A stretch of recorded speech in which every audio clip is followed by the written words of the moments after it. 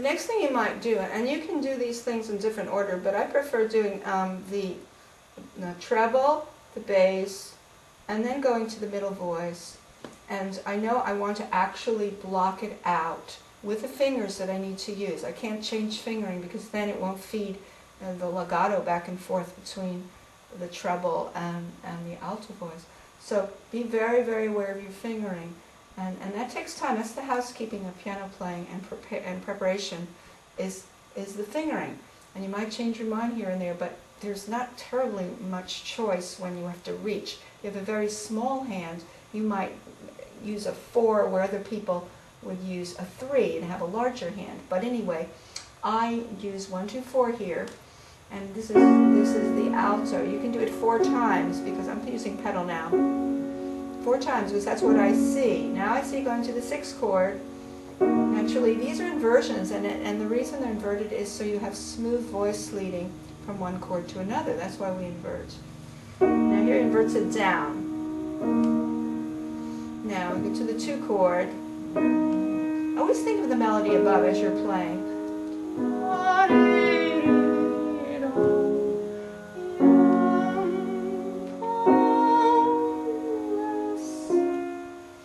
And then he comes up with that A natural, which that chromatic leads easily into the B flat. You can do it this way. Now here's a change.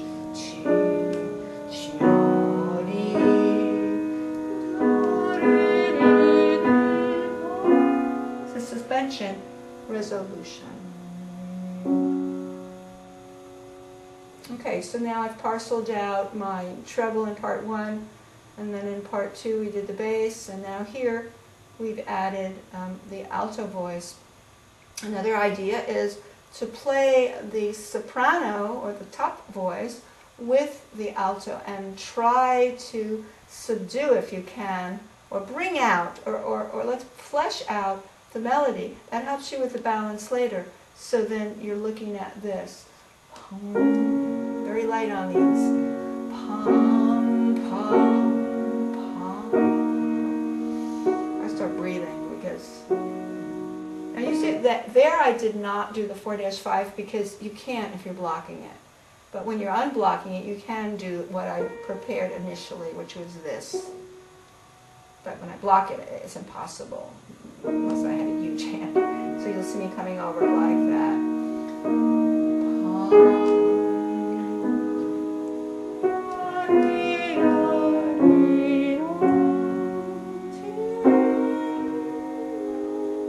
And there again, I can't do the 4-5 if I'm blocking, but I will be able to when I actually play it out.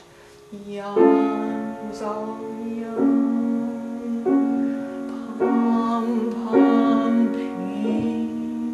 6th chord, chi, do,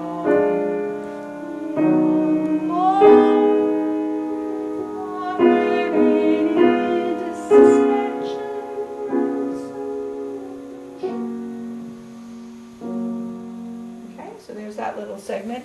And you know, as you go along in the piece, you're going to be doing these kinds of things until you get to a place in the music where there's suddenly a counter melody in the left hand, and you're going to start bringing that out, and you're still going to block the other voices out. Now you might also do the bass and the alto voice together. You know, you might as well just take it apart and put it back together as many times as you need to, with the right fingering though. I could have done just the way the basses are in rhythm. Yeah, so 6th chord. I love that 6th chord because it's so beautiful. 2 chord.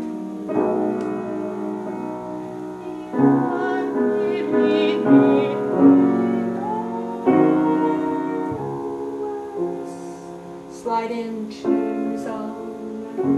There it is. Pum, pum. Make a big deal out of this.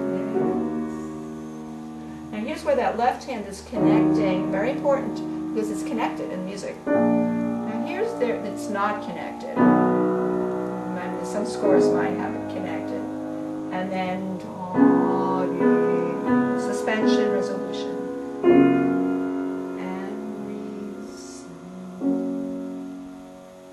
Okay, so now I think we've done everything except block all the voices together.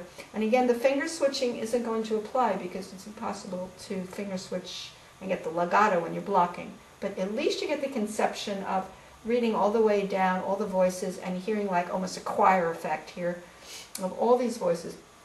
Remembering that you're the accompanist to your soloist up here. So, now I'm doing everything without, as written, but blocking. Now here I would do the 4-5 actually. You could do it like this. So that way you can actually do it by a little bit of rhythmic distortion.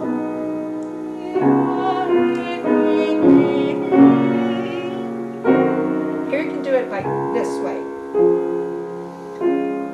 Slide in, resolve. Bring out your top 6 chord. And then you could do it like this, 4-5, and then block the chord. And then turn it on.